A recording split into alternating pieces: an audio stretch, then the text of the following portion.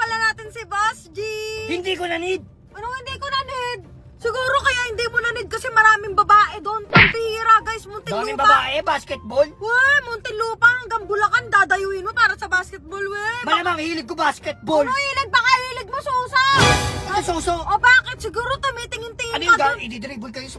Ay! Uy, sige, galawan mo siguro talaga yan. Ginagawa mo talaga yun. Anong ginagawa ko yun? Ano, mamaya malalaman ko pag may mga ano siya doon, pag tumitingin-tingin siya sa mga babae doon. Tinitingin-tingin. Wow! Malamang magpo-focus ako sa bola. Anong bala? Bola ng babae. Sabi na nga ba? At dito nga guys, naglaro si Boss G sa Bulacan. Grabe, sobrang daming bata. Siguro yung iba dyan, anak ni Boss G sa ibang babae. Charot.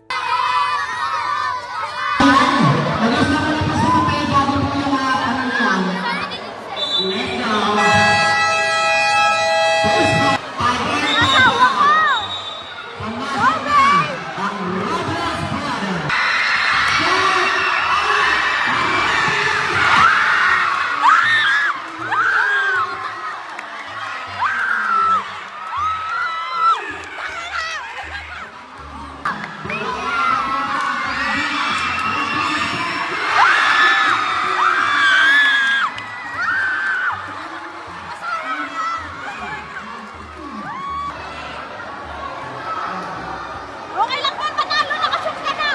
May pag-highlights ka na. Ilang 3 points na.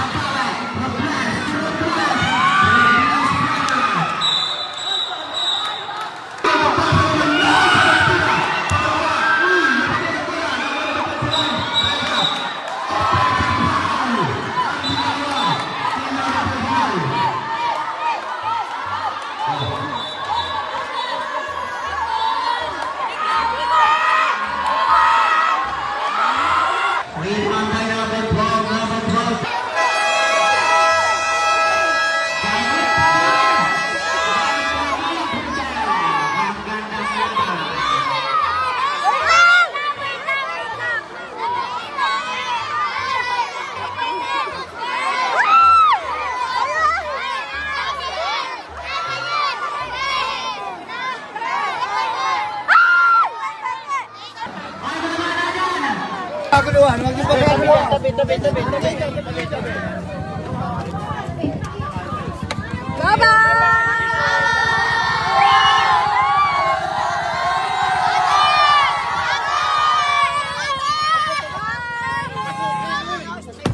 Guys, talo!